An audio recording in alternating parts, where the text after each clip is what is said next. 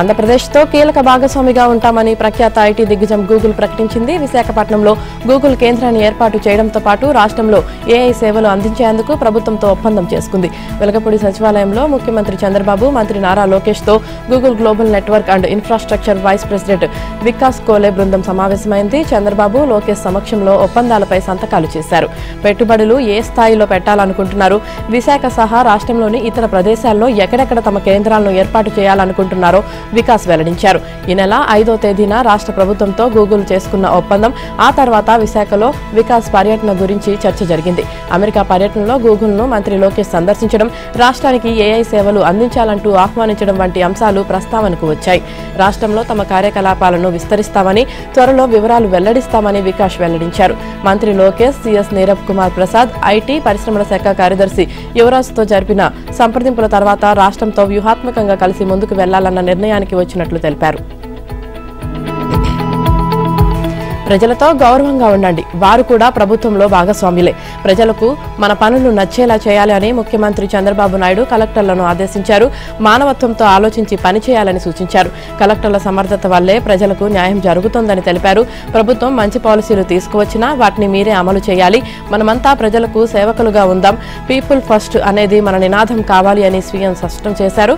జిల్లా కలెక్టర్లు ఉన్నతాధికారులకు దిశానిర్దేశం చేశారు. గత ప్రభుత్వంలో ప్రజలు మాట్లాడటానికి భయపడేవారు, ఇప్పుడు స్వేచ్ఛగా అభిప్రాయాలు చెప్పే పరిస్థితి వచ్చింది. బయట ప్రజలు నవ్వుతూ ఉన్నారంటే ప్రభుత్వంపై నమ్మకం ఏర్పడినట్టే. దీనిని కొనసాగించేలా మన పాలన కొనసాగాలని చంద్రబాబు అన్నారు.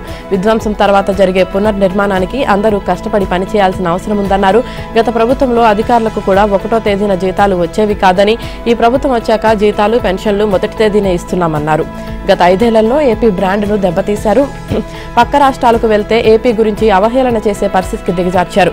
ఈ 6 నెలల్లో మళ్లీ పెట్టుబడులు వస్తున్నాయి. మళ్లీ రాష్ట్రానికి బ్రాండ్ పెరుగుతోంది. స్పీడ్ ఆఫ్ డూయింగ్ బిజినెస్ లో ఇంకా వేగం పెంచాలి. ఇందుకు కలెక్టర్లో పోటీ వాతావరణం రావాలి. ఇన్నేళ్లలో తొలిసారి ఇబ్బందికర పరిస్థితులు చూస్తున్నానన్నారు. 10 లక్షల కోట్ల అప్పులు పేరుకుపోయాయి. 1,00,000 కోట్లకు పైగా బిల్లులు చెల్లించాల్సి ఉంది. మరోవైపు ఆదాయం లేదు. అభివృద్ధి జరిగితే సంపద వల్ల ఆదాయం వస్తుంది. పోనీ అప్పులు చేద్దామంటే ఎఫ్ఆర్బిఎం అనుమతించలేని దుస్థితి వచ్చిందన్నారు సీఎం చంద్రబాబు. రాష్ట్రంలో అక్రమాలను అడ్డుకునే క్రమంలో ఐఏఎస్, ఐపీఎస్ అధికారులు నిస్సహాయంగా మారొద్దని ఉప ముఖ్యమంత్రి పవన్ కళ్యాణ్ హితవు పలికారు. వారు అడ్డుకుంటే ప్రత్యేకంగా మంత్రులు వెళ్లి తనిఖీలు చేయాల్సిన అవసరం ఉండదన్నారు. ఇటీవల కాకినాడ ప్రాంతంలో మంత్రి నాదెండ్ల మనోహర్ చేపట్టిన తనిఖీలను ఉటంకిస్తూ ఈ వ్యాఖ్యలు చేశారు. గత ప్రభుత్వం వ్యవస్థ మూలాలను కదిలించే స్థాయిలో విధ్వంసం చేసిందన్నారు.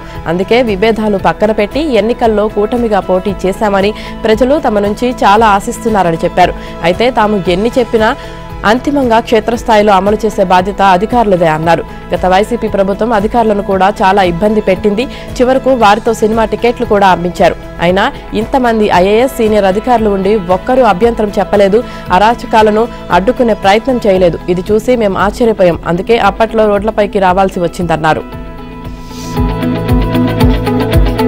ఆంధ్రప్రదేశ్ ఏకైక రాజధానిగా అమరావతి ఉంటుందని రాష్ట్ర ప్రభుత్వం తరపున ప్రభుత్వ ప్రధాన కార్యదర్శి నీరబ్ కుమార్ ప్రసాద్ సుప్రీంకోర్టులో అఫిడవిట్ దాఖలు చేశారు. రాజధాని నిర్మాణం కోసం భూములు త్యాగం చేసిన రైతులకు ఇచ్చిన హామీ మేరకు మాస్టర్ ప్లాన్కు అనుగుణంగా అభివృద్ధి పనులు చేపడతామని పేర్కొన్నారు. మాస్టర్ ప్లాన్లో పేర్కొన్నట్లు అమరావతి అభివృద్ధికి తోడ్పడే విధంగా నవనగరాలతో అమరావతిని అభివృద్ధి చేస్తామన్నారు. ల్యాండ్ పూలింగ్ స్కీమ్లో భాగంగా రైతులతో చేసుకున్న ఒప్పందం మేరకు వారికి ఇచ్చిన అన్ని చట్టబద్ధమైన హామీలను నెరవేరుస్తామని తెలిపారు. 2019 సాధారణ ఎన్నికల తర్వాత కొత్తగా ఏర్పడిన ప్రభుత్వం అమరావతి అభివృద్ధి పనులను పూర్తిగా పక్కన పెట్టేసిందని సీఎస్ తన కౌంటర్లో వెల్లడించారు. 2023 రాజధానుల ఏర్పాటుకు వీలుగా సిఆర్డీఏ చట్టాన్ని అప్పటి ప్రభుత్వం సవరించిందన్నారు. మాస్టర్ ప్లాన్కు అనుగుణంగా ప్రభుత్వం రాజధాని అమరావతిని అభివృద్ధి చేపట్టకపోవడాన్ని సవాల్ చేస్తూ రైతులు అదే ఏడాది హైకోర్టును ఆశ్రయించారు. ఆ వ్యాజ్యాలపై తుది విచారణ జరిపిన హైకోర్టు 2022 మార్చి 3న రైతులకు అనుకూలంగా తీర్పు ఇచ్చిందని పేర్కొన్నారు. మాజీ మంత్రి పేర్ని నానికి చెందిన బియ్యం గోడౌన్లో రేషన్ బియ్యం గల్లంతు కావడం సంచలనంగా మారింది. రాష్ట్ర పౌర సరఫరాల సంస్థ అద్దెకు తీసుకున్న ఈ గోడౌన్లో దాదాపు 90 లక్షల విలువైన బియ్యం లెక్కలు తేలలేదు. దీనిపై సమగ్ర విచారణ చేయాలని సంస్థ ఎండీ మంజీర్ జిలానీ ఆదేశాలు జారీ చేశారు. బియ్యం గల్లంతుపై లెక్కలు తేల్చి రెట్టింపు జరిమానా, గోదాముల యజమానిపై క్రిమినల్ కేసులు తీసుకోవాలని ఆదేశాలు జారీ చేశారు. దీని ప్రకారం పేర్ని నాని దాదాపు 1.80 కోట్ల జరిమానా చెల్లించడంతో పాటు క్రిమినల్ కేసులను ఎదుర్కోవాల్సి ఉంటుంది. కృష్ణా జిల్లా మచిలీపట్నంలో పేర్ని నానికి చెందిన దాదాపు 40,000 మెట్రిక్ టన్నుల సామర్థ్యం కలిగిన గోడౌన్లను రాష్ట్ర గిడ్డంగుల సంస్థ ద్వారా పౌర సరఫరాల సంస్థ 2020లో వైసీపీ హయాంలో అద్దెకు తీసుకుంది. బస్తాకు నెలకు ₹5 వరకు అద్దె చెల్లిస్తుంది. దీన్ని బఫర్ ఇన్వెస్టర్ గోడౌన్స్ గా వినియోగిస్తుంది. ఇక్కడ నిర్వహణ అంతా ప్రైవేట్ యాజమాన్యం తీసుకుంటుంది. కేవలం పర్యవేక్షణ మాత్రం పౌర సరఫరాల సంస్థ చూస్తుంది. గోడౌన్స్ యజమాని ఆధ్వర్యంలోనే మేనేజర్, ఇతర సిబ్బంది ఉంటారు. కార్పొరేషన్ ఆధ్వర్యంలో జిల్లా మేనేజర్ ఎప్పటికప్పుడు నిల్వలు పరిశీలించాల్సి ఉంటుంది. తమ గోడౌన్లో ఆకస్మికంగా బియ్యం తరలించడం వల్ల తరుగు వచ్చిందని, దాదాపు 3,200 బస్తాలు తరుగు ఉన్నాయని, ఆ మేరకు తాము సొమ్ము చెల్లించేందుకు సిద్ధమంటూ గత నెల 27న పేర్ని నాని జిల్లా సంయుక్త కలెక్టర్ గీతాంజలి శర్మకు లేఖ రాశారు. దీంతో అధికారులు నవంబర్ 28, 29 తేదీల్లో తనిఖీలు నిర్వహించారు. ఈ తనిఖీల్లో 3,700 బస్తాలు అంటే 185 టన్నుల బియ్యం తగ్గాయని, దీనిపై ఏం చర్యలు తీసుకోవాలో తెలియజేయాలంటూ పౌర సరఫరాల సంస్థ ఎండీకి అధికారులు లేఖ రాశారు. ప్రభుత్వ లెక్కల ప్రకారం టన్ను బియ్యం 48,500 చొప్పున, గల్లంతైన బియ్యం విలువ 89,072 లక్షలు. దీనికి రెట్టింపు జరిమానా వసూలు చేయాలని, క్రిమినల్ కేసులు నమోదు చేయాలని ఎండీ ఆదేశాలు జారీ చేశారు. రేషన్ బియ్యం స్మగ్లింగ్ పై జగన్ వితండ వాదన లేవదీశారు. అదనంగా పండించే బియ్యాన్నే ఎగుమతి చేయడంలో తప్పు లేదన్నారు. దీనికి తోడు విలువలు, విశ్వసనీయత గురించి మాట్లాడుతూ అతి నిజాయితీ, అతి మంచితనం వల్లే మనం ఓడిపోయామని, రేపు అవే మనల్ని గెలిపించబోతున్నాయని ప్రకాశం జిల్లా నేతలతో జగన్ రెడ్డి అన్నారు. రాష్ట్ర వ్యాప్తంగా రేషన్ బియ్యం స్మగ్లింగ్ జరుగుతుందని పెద్ద ఎత్తున ఆరోపణలు రావడమే కాకుండా పోలీసులు కూడా అనేక ప్రాంతాల్లో రేషన్ బియ్యాన్ని స్వాధీనం చేసుకున్నారు. దీంతో పాటు 13 కేసులు కూడా నమోదు చేశారు. కాకినాడ సీపోర్ట్లో రేషన్ బియ్యాన్ని పాలిష్ చేసి ₹73 ఆఫ్రికా దేశాలకు ఎగుమతి చేస్తున్న షిప్ ను కూడా పట్టుకున్నారు. కాకినాడలో రేషన్ బియ్యం స్మగ్లింగ్ పై దర్యాప్తు కోసం ప్రత్యేక దర్యాప్తు బృందం సిట్ ను నియమించారు. ఐజీ వినీత్ బ్రిజ్లాల్ ఈ సిట్ కు అధిపతిగా ఉన్నారు. ప్రభుత్వం తెల్ల రేషన్ కార్డుదారులకు కిలో రూపాయికి విక్రయించే రేషన్ బియ్యాన్ని ₹10 వారి వద్ద నుంచి కొనుగోలు చేసి పాలిష్ చేయించి కాకినాడ పోర్ట్ ద్వారా విదేశాలకు కిలో ₹73 చొప్పున ఎగుమతి చేస్తున్నారు. వైసీపీ ప్రభుత్వ హయాంలో 2019 నుంచి 2024 వరకు ఈ రేషన్ మాఫియాలో వైసీపీ నేతలు ఎంటర్ అయ్యారు. దేశంలో బియ్యం ఎగుమతితో ఏపీ నెంబర్ 1గా ఉందని, దశాబ్దాలుగా బియ్యం ఎగుమతులు ఇక్కడి నుంచే జరుగుతున్నాయని, అదనంగా పండించే బియ్యాన్ని ఎగుమతి చేయడంలో తప్పు లేదని, కానీ దీనిని ఇప్పుడు ట్విస్ట్ చేస్తూ తప్పుడు ప్రచారం చేస్తున్నారని జగన్ చెప్పుకొచ్చారు. వైసీపీ నాయకురాలు మాజీ మంత్రి విడుదల రజనీకి ఉచ్చు బిగుస్తుంది. పల్నాడు జిల్లా ఎడ్లపాడుకు చెందిన శ్రీలక్ష్మి బాలాజీ స్టోన్ క్రషర్ యజమానిని బెదిరించి 2.20 కోట్లు అక్రమంగా వసూలు చేసిన వ్యవహారంలో ఆమెపై ఏసీబీ విచారణ జరిపించాలని విజిలెన్స్ అండ్ ఎన్ఫోర్స్మెంట్ విభాగం ప్రభుత్వానికి సిఫార్సు చేసింది. బాధితుని వద్ద నుంచి రజనీ 2 కోట్లు, గుంటూరు విజిలెన్స్ మాజీ ఏఎస్పీ పి జాషువా 10 లక్షలు, రజనీ పిఏ 10 లక్షలు బెదిరించి తీసుకున్నట్లు విజిలెన్స్ నిర్ధారించింది. రజనీ మంత్రిగా ఉన్నప్పుడు చిలుకలూరిపేట నియోజకవర్గంలో భారీ బెదిరింపులకు పాల్పడ్డారు. పలువురు వ్యాపారులను నేరుగా బెదిరించి డబ్బులు వసూలు చేసినట్లు ఆరోపణలు ఉన్నాయి. ఎడ్లపాడులోని Sri Lakshmi Balaji stone crusher partner Namburi శ్రీనివాసరావుని 5 కోట్ల ముడుపులు ముట్టజెప్పాలని బెదిరించారు. మొదట బాధితులను కార్యాలయానికి పిలిపించిన రజనీ పిఏ బేరం మాట్లాడారు. తామెందుకు డబ్బులు ఇవ్వాలని బాధితులు నిలదీయడంతో రజనీ నేరుగా సీన్లోకి వచ్చారు. అడిగినంత ఇవ్వకపోతే ఇబ్బందులు పడతారని రజనీ బెదిరించినట్లు బాధితులు ఆరోపిస్తున్నారు. ముడుపులు ముట్టజెప్పేందుకు క్రషర్ యజమానులు ఒప్పుకోకపోవడంతో ఏఎస్పీ జాషువా రంగంలోకి దిగారు. జాషువా సంస్థ వ్యాపార లావాదేవీలపై తనిఖీలు చేశారు. పలుమార్లు క్రషర్కి వెళ్లిన జాషువా బృందం 50 కోట్ల వరకు మైనింగ్ రాయల్టీ ఎగ్గొట్టినట్లు ప్రభుత్వానికి నివేదిక ఇస్తామని బెదిరించారు. దీంతో బాధితులు రజనీకి 2 కోట్లు, జాషువాకు 10 లక్షలు, మంత్రి పిఏకి 10 లక్షలు సమర్పించుకున్నారు. రాష్ట్రంలో హెల్మెట్ ధరించిన ద్విచక్ర వాహనదారులపై కఠిన చర్యలు తీసుకోవాలని హైకోర్టు ఆదేశించింది. చలానాలు కట్టని వారి ఇళ్లకు విద్యుత్, నీటి సరఫరా నిలిపివేసేలా చర్యలు తీసుకోవాలని సూచించింది. ప్రధాన న్యాయమూర్తి జస్టిస్ ధీరజ్ సింగ్ ఠాకూర్, జస్టిస్ చీమలపాటి రవితో కూడిన ధర్మాసనం ఈ మేరకు ఉత్తర్వులు జారీ చేసింది. విచారణను ఈ నెల 18వ తేదీకి వాయిదా వేసింది. కేంద్ర మోటార్ వాహన సవరణ చట్టం నిబంధనలు అమలు చేయకపోవడంతో పెద్ద ఎత్తున రోడ్డు ప్రమాదాలు జరుగుతున్నాయని, నిబంధనలు ఉల్లంఘించిన వారికి జరిమానా విధించడం లేదని పేర్కొంటూ న్యాయవాది తండావ యోగేష్ ప్రజా ప్రయోజన వ్యాజ్యం దాఖలు చేశారు. ఈ పిల్ విచారణకు వచ్చింది. రాష్ట్ర వ్యాప్తంగా హెల్మెట్ ధరించకపోవడం వల్ల 3 నెలల్లోనే 667 మంది చనిపోవడంపై హైకోర్టు తీవ్ర ఆందోళన వ్యక్తం చేసింది. పోలీసులు చట్ట నిబంధనలు కఠినంగా అమలు చేస్తే ఇలాంటి పరిస్థితి రాదని నిర్లక్ష్యంగా వ్యవహరిస్తున్నారని వ్యాఖ్యానించింది. హెల్మెట్ తప్పనిసరి చేయాలని తమ ఉత్తర్వులు జారీ చేసిన జూన్ 26 నుంచి సెప్టెంబర్ 4 మధ్య అంతమంది చనిపోవడం చిన్న విషయమేమీ కాదని పేర్కొంది. చలానాలు చెల్లించుకుంటే వాహనాలను సీజ్ చేసేందుకు చట్ట నిబంధనలు వెసులుబాటు కల్పిస్తున్నామని, అలా చేయకుండా మిమ్మల్ని ఎవరు ఆపరని పోలీసులు ఆర్టీఏ అధికారులకు న్యాయస్థానం ప్రశ్నించింది.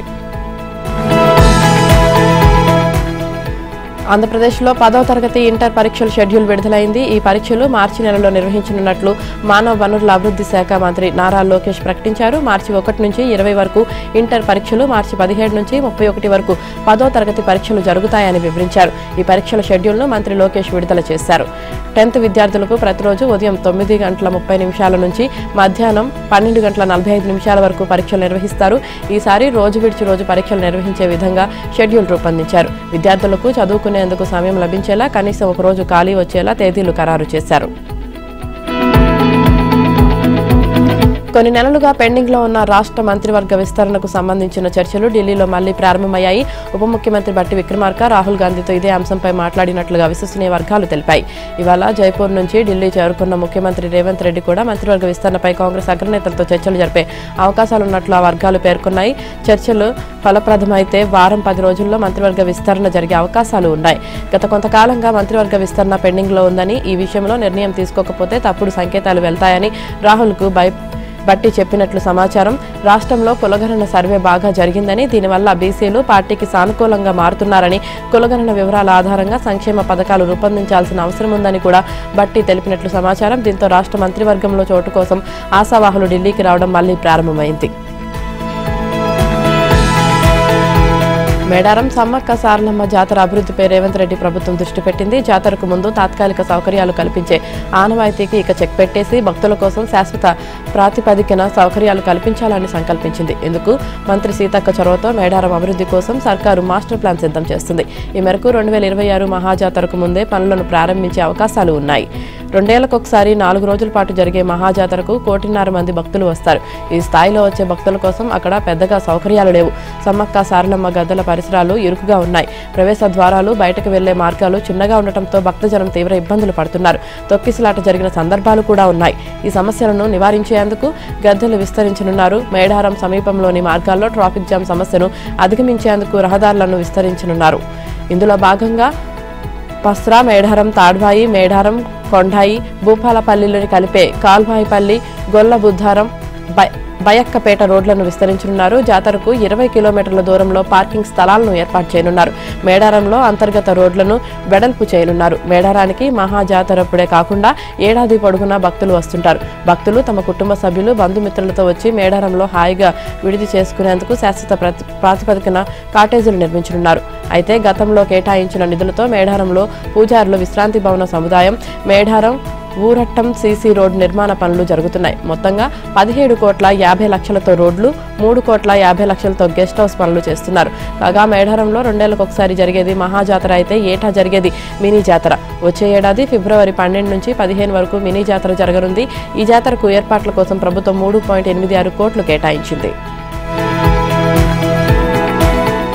జగిత్యాల జిల్లాపై కేంద్ర రాష్ట్ర ప్రభుత్వాలు వరాలు జల్లు కురిపిస్తున్నాయి. జిల్లాను ఎడ్యుకేషనల్ హబ్గా మార్చబోతున్నాయి. జగిత్యాలకు వరుసగా అతిపెద్ద విద్యా సంస్థలు రావడంతో జిల్లా వాసులు హర్షం వ్యక్తం చేస్తున్నారు. అయితే ప్రతిష్టాత్మక విద్యా సంస్థలకు అధికారులు వెంటనే భూసేకరణ చేస్తారా, తెలంగాణ ప్రభుత్వానికి సరైన సమయంలో నివేదిక పంపిస్తారా లేదా అనేది ప్రస్తుతం హాట్ టాపిక్ గా మారింది. జగిత్యాల జిల్లా కేంద్రానికి ఇటీవల కేంద్ర రాష్ట్ర ప్రభుత్వాలు వరుసగా విద్యా సంస్థలను ప్రకటించడంతో స్థానికులు హర్షం వ్యక్తం చేస్తున్నారు. తెలంగాణలో అధికారంలో ఉన్న కాంగ్రెస్ సర్కార్ ఇటీవల జగిత్యాలకు young India integrated residential schools మంజూరు చేసింది. అంతర్జాతీయ ప్రమాణాలతో ఈ రెసిడెన్షియల్ స్కూల్స్ నిర్మించనున్నారు. ఈ స్కూళ్లకు సుమారుగా 175 కోట్లకు పైగా నిధులను వెచ్చించనున్నారు. 20 నుంచి 25 ఎకరాల విస్తీర్ణంలో నిర్మిస్తున్నారు. 12వ తరగతి వరకు విద్యార్థులకు ఇందులో చదువుకునే అవకాశం కల్పిస్తున్నారు. అలాగే జగిత్యాల జిల్లాకు ఇటీవల కేంద్ర ప్రభుత్వం నవోదయ పాఠశాల కూడా మంజూరు చేసింది. నిజామాబాద్ పార్లమెంటు పరిధిలోని జగిత్యాలకు నవోదయ స్కూల్ ఇస్తామని ఎన్నికల్లో హామీ ఇచ్చింది. అందులో భాగంగానే నవోదయ పాఠశాలను ప్రకటించింది. జగిత్యాల భవిష్యత్ తరాలకు ఎడ్యుకేషనల్ హబ్గా మారబోతుందని స్థానికులు హర్షం వ్యక్తం చేస్తున్నారు. ఇప్పటికే జగిత్యాలలో నర్సింగ్ కాలేజ్, మెడికల్ కాలేజీలున్నాయి. మెడికల్ కాలేజ్లో 3 ఏళ్లుగా క్లాసులు కూడా ప్రారంభమయ్యాయి. తాజాగా Navodaya young India residential integrated schools రావడంతో కేంద్ర, రాష్ట్ర ప్రభుత్వాలకు స్థానిక ప్రజలు కృతజ్ఞతలు చెబుతున్నారు. సినీ నటుడు మంచు మోహన్ బాబు కుటుంబం దాడులు, ఘర్షణల నుంచి కొంత శాంతించింది. ఇంటి రచ్చను సర్దుబాటు చేసుకునే ప్రయత్నాలు మొదలుపెట్టింది. తమ కుటుంబ సన్నిహితులతో మోహన్ బాబు, ఆయన పెద్ద కుమారుడు విష్ణు మాట్లాడినట్లు, దీంతో వారు సమస్య పరిష్కారానికి ప్రయత్నాలు చేస్తున్నట్లు తెలుస్తుంది. అయితే మోహన్ బాబు కుటుంబ సభ్యుల రచ్చను పోలీసులు సీరియస్ గా తీసుకున్నారు. బుధవారం ఆయన కుమారులు మనోజ్, విష్ణు ఇద్దరిని వేర్వేరుగా పిలిచి విచారించారు. మరోవైపు మనోజ్ ఫిర్యాదు ఆధారంగా మోహన్ బాబు మేనేజర్ వెంకట కిరణ్ ను అరెస్టు చేశారు. కాగా అస్వస్థతకు గురై ఆసుపత్రిలో చేరిన మోహన్ బాబు ఆరోగ్య పరిస్థితి స్థిమితంగా లేదని వైద్యులు తెలిపారు. మరో 2 రోజుల పాటు ఆయన వైద్యుల పర్యవేక్షణలోనే ఉండాలని చెప్పారు. మోహన్ బాబు కుమార్తె మంచు లక్ష్మి పీస్ అంటూ ఎక్స్లో శాంతి మంత్రాన్ని పాటించగా, అన్నదమ్ములు విష్ణు, మనోజ్ ఇద్దరు వేర్వేరుగా మీడియాతో మాట్లాడారు. తన తండ్రి దేవుడని, ఆయన భుజంపై తుపాకీ పెట్టి ఇతరులు ఇవన్నీ చేయిస్తున్నారని మనోజ్ అన్నారు. మీడియా ప్రతినిధులపై దాడికి సంబంధించి తన తండ్రి తరపున తాను క్షమాపణ చెబుతున్నానన్నారు. కాగా మీడియాపై దాడి ఉద్దేశపూర్వకంగా జరిగింది కాదని విష్ణు అన్నారు. తమ కుటుంబ వివాదాన్ని మీడియా ఇంతటితో వదిలేయాలని కోరారు. మంచు, మనోజ్ బుధవారం రాచకొండ సిపి సుధీర్ బాబు ఎదుట విచారణకు హాజరయ్యారు. గత 4 రోజులుగా జరుగుతున్న పరిణామాలను వివరించారు. దీంతో కుటుంబ సమస్యను కుటుంబంలోనే పరిష్కరించుకోవాలని, గొడవలకు దిగితే చట్టపరంగా చర్యలుంటాయని సిపి స్పష్టం చేశారు. సిపి ఆదేశంతో ఇకపై ఎలాంటి గొడవలకు వెళ్లనంటూ మనోజ్ లక్ష పూర్తిగత్తు సమర్పించారు. తనకు నాన్నంటే ప్రాణమని, ఆయన దేవుళ్లాంటి వారని మనోజ్ వ్యాఖ్యానించారు. ఇప్పుడు చూస్తున్నది తన తండ్రి వ్యక్తిత్వం కాదని అన్నారు. తన అన్న విష్ణు ప్రోద్బలంతోనే ఇదంతా జరుగుతుందన్నారు. పిల్లల్ని అమితంగా ప్రేమించడమే తన తండ్రి చేసిన తప్పు అని మంచు విష్ణు అన్నారు. ఇది తమ కుటుంబ విషయమని, ఈ విషయంలో భాగమైన బయట వాళ్లు వెనక్కి తగ్గాలని హెచ్చరించారు. మంగళవారం రాత్రి మీడియా ప్రతినిధులపై దాడికి పాల్పడిన ఘటనలో మోహన్ బాబుపై పహాడీ షరీఫ్ పోలీస్ స్టేషన్లో కేసు నమోదైంది. ఆయన ఇంటి వద్ద ఉన్న బౌన్సర్లను బైండ్ ఓవర్ చేయించారు. ఇదిలా ఉండగా మోహన్ బాబుకు బీపీ ఎక్కువగా ఉందని, మెడనొప్పి, కాళ్ల నొప్పి తీవ్రంగా ఉన్నాయని కాంటినెంటల్ ఆసుపత్రి బులెటిన్లో పేర్కొంది. ఆర్థిక అరాచకాలతో వైసీపీ నేతలు రెచ్చిపోతున్నారు. గుంటూరు జిల్లా నల్లపాడుకు చెందిన ఇమిడాబత్తిని నాగేశ్వరరావు అనే వ్యక్తి రియల్ ఎస్టేట్ వ్యాపారం చేస్తుంటారు. మిర్చి వ్యాపారం చేసే అదే గ్రామానికి చెందిన వైసీపీ నేత దుగ్గింపూడి లెనిన్ రెడ్డి దురలవాట్ల కారణంగా అప్పులు పాలయ్యాడు. కష్టపడకుండా డబ్బు సంపాదించాలని లెనిన్ రెడ్డి పథకం రూపొందించాడు. ఈ క్రమంలో నాగేశ్వరరావును లెనిన్ రెడ్డి అపహరించాడు. పని ఉంది, మెయిన్ రోడ్ దాకా వెళదామంటూ ఆయనను కారు ఎక్కించుకున్నాడు. ఆ తర్వాత అటు ఇటు తిప్పి చివరకు కైలాసగిరి కొండ వద్దకు లెనిన్ రెడ్డి తీసుకెళ్లాడు. దీంతో తనను అపహరించారని నాగేశ్వరరావు గ్రహించారు. అక్కడ ఓ న్యాయవాది, మరో వ్యక్తి లెనిన్ రెడ్డి వెంట ఉన్నారు. వారంతా నాగేశ్వరరావును 2 కోట్లు ఇవ్వాలని బెదిరించారు. అంత డబ్బు తన వద్ద లేదని చెప్పగా 2 కోట్లు ఇవ్వకుంటే ఇదే ఆఖరి రోజు అంటూ లెనిన్ రెడ్డిని బెదిరించాడు. అయినా నాగేశ్వరరావు లొంగకపోవడంతో టవల్తో 2 చేతులు వెనక్కి విరిచికట్టి కొండపై నుంచి కిందకు నెట్టేశాడు. అప్పుడే అటుగా వచ్చిన స్థానిక యువకుడు తీవ్ర గాయాలతో పడి ఉన్న నాగేశ్వరరావు వద్దకు వచ్చాడు. ఆ యువకుడి సాయంతో ఆయన అక్కడి నుంచి బయటపడ్డాడు. నేరుగా జీజీహెచ్కు వెళ్లి అడ్మిట్ అయ్యారు. కాగా లెనిన్ రెడ్డిపై గతంలో పలు కేసులు ఉన్నట్లు నాగేశ్వరరావు తెలిపారు. లెనిన్ రెడ్డి సోదరుడు బాల అంజిరెడ్డిపై కూడా పలు కేసులు ఉన్నాయని పోలీసులకు వెల్లడించారు. పార్లమెంట్ చరిత్రలో కీలక పరిణామం చోటు చేసుకుంది. స్వతంత్ర భారతదేశ చరిత్రలో తొలిసారిగా విపక్షాలు రాజ్యసభ చైర్మన్పై అభిశంసన తీర్మానానికి గాను నోటీసు అందించాయి. ఎగువ సభ నిర్వహణలో చైర్మన్ జగదీప్ ధన్ఖడ్ విపక్ష చూపుతున్నారని ఇండియా కూటమి పార్టీలు ఆరోపిస్తున్నాయి. కూటమి తరపున కాంగ్రెస్ నేతలు జైరాం రమేష్, నజీర్ హుసేన్ ఈ నోటీసును రాజ్యసభ సెక్రటరీ జనరల్ పీసీ మోదీకి అందజేయగా, Congress, RJD, TMC, CPI, CPIM, JMM, AAP, DMK, Samajwadi పార్టీలకు చెందిన 60 మంది ఎంపీలు దీనిపై సంతకం చేశారు. అభిశంసన తీర్మానం నేపథ్యంలో ఇండియా కూటమి నేతలు ఢిల్లీలో కాన్స్టిట్యూషన్స్ క్లబ్లో సమావేశమయ్యారు. అభిశంసన తీర్మానంపై నేతలు చర్చించారు. భారత ఉపరాష్ట్రపతి, రాజ్యసభ చైర్మన్ జగదీప్ ధన్ఖడ్ పక్షపాతంగా వ్యవహరిస్తున్నారని కాంగ్రెస్ అధ్యక్షుడు మల్లికార్జున్ ఖర్గే ఆరోపించారు. చైర్మన్ ప్రవర్తన ఆ పదవి గౌరవానికి విరుద్ధంగా ఉందన్నారు. ప్రతిపక్ష నేతలను ఆయన లక్ష్యంగా చేసుకుంటున్నారని, తరచూ ప్రభుత్వాన్ని ప్రశంసిస్తున్నారని ఆరోపించారు. 1952 నుంచి ఇప్పటి వరకు రాజ్యాంగంలోని ఆర్టికల్ 67 కింద ఉపరాష్ట్రపతికి వ్యతిరేకంగా ఒక్కసారి కూడా తీర్మానం తీసుకురాలేదని ఖర్గే పేర్కొన్నారు. ఇదిలా ఉంటే స్వతంత్ర భారతదేశ చరిత్రలో తొలిసారిగా విపక్షాలు రాజ్యసభ చైర్మన్పై అవిశ్వాస తీర్మానానికి నోటీసు అందించాయి. సంఖ్యాబలం లేనందున అవిశ్వాస తీర్మానం సభామయోధం పొందదని తమకు తెలుసని, అయినప్పటికీ పార్లమెంటరీ ప్రజా సమస్య పరిరక్షణకు ఇది బలమైన సందేశం ఇస్తుందని విపక్షాలు అభిప్రాయపడ్డాయి. మరోవైపు ధన్ఖడ్కు వ్యతిరేకంగా విపక్షాలు నోటీసు ఇవ్వడం అత్యంత విచారకరం, దురదృష్టకరమని కేంద్ర ప్రభుత్వం పేర్కొంది.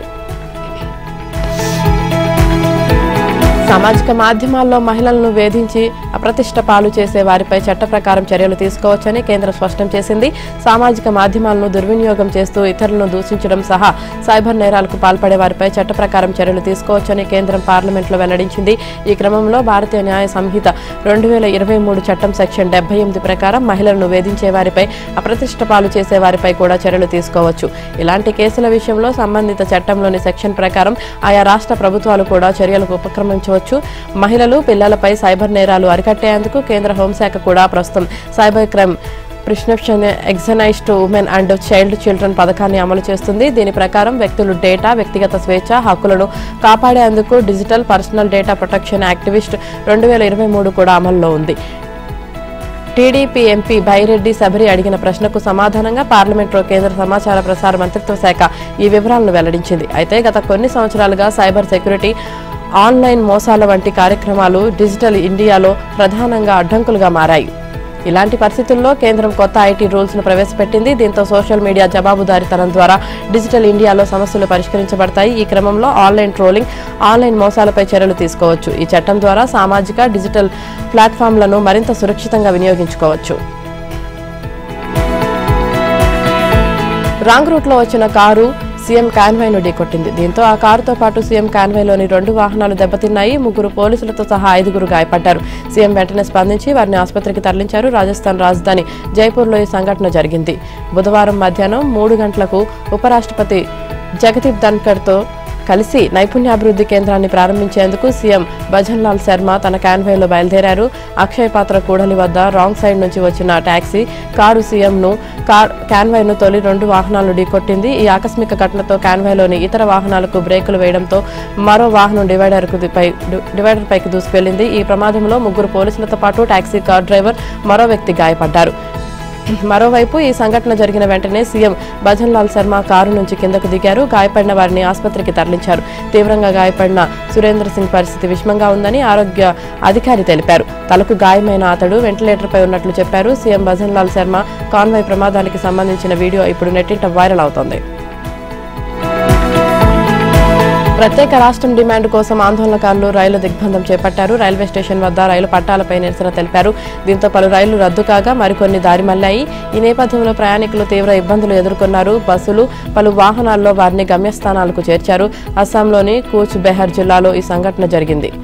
కూచ్ బెహర్ ప్రత్యేక రాష్ట్రం డిమాండ్ కోసం గ్రేటర్ కూచ్ బెహర్ పీపుల్స్ అసోసియేషన్ రైళ్ల దిగ్బంధానికి పిలుపునిచ్చింది. దీంతో అలీపూర్ దూర్ డివిజన్లోని జోరాయ్ రైల్వే స్టేషన్ వద్దకు 5,000 మందికి పైగా జనం చేరుకున్నారు. రైళ్ల పట్టాలపై నిరసన తెలిపారు. రైళ్ల రాకపోకలను అడ్డుకున్నారు. రైలు దిగ్బంధంపై ఎన్ఎఫ్ఆర్ స్పందించింది. New Jalpaiguri, Guwahati, భోయింగవాగావ్, new Jalpaiguri Vande Bharat express ట్రైన్లతో సహా పలు రైళ్లను రద్దు చేసింది. అలాగే బ్రహ్మపుత్ర మెయిల్, కామ్రూప్ ఎక్స్ప్రెస్, రాజధాని ఎక్స్ప్రెస్ రైళ్లు, వివేక్ ఎక్స్ప్రెస్ వంటి పలు రైళ్లను దారి మళ్లించింది. యూపీఏ ప్రభుత్వ హయాంలో 2012 నాటి బొగ్గు స్కామ్ కేసులో ఢిల్లీ రౌస్ అవెన్యూ సీబీఐ ప్రత్యేక కోర్టు కీలక తీర్పు వెలువరించింది. ఈ కేసులో 5 నిర్దోషులుగా ప్రకటిస్తూ తీర్పు ఇచ్చింది. బొగ్గు బ్లాకుల కేటాయింపులో అవకతవకలు జరిగాయన్న ఆరోపణలపై సీబీఐ దర్యాప్తు జరిపింది. సీబీఐ ఫిర్యాదు, ఛార్జ్షీట్లపై ప్రత్యేక కోర్టు సుదీర్ఘ విచారణ జరిపిన అనంతరం ప్రత్యేక కోర్టు తీర్పు వెలువరించింది. Navabharat power private limited MD, చైర్మన్లు హరిశ్చంద్ర ప్రసాద్, పిన్నమనేని త్రివిక్రమ్ ప్రసాద్లను నిర్దోషులుగా కోర్టు ప్రకటించింది. కేసులో నిందితులుగా ఉన్న హరిశ్చంద్ర గుప్తా, కేఎస్ చోప్రా, కేసీ సమరియాలను కూడా నిర్దోషులుగా నిర్ధారించింది. 341 పేజీల తీర్పును సీబీఐ ప్రత్యేక కోర్టు వెలువరించింది. బొగ్గు బ్లాకుల కేటాయింపుల వ్యవహారంలో అవినీతి అవకతవకలు జరిగాయన్న ఆరోపణలపై 2006 విచారణకు అప్పటి యూపీఏ ప్రభుత్వం ఆదేశించింది. 2012లో బొగ్గు కుంభకోణంపై కేసు నమోదైంది. సుదీర్ఘ విచారణ అనంతరం సీబీఐ ప్రత్యేక కోర్టు తీర్పు వెలువరించింది.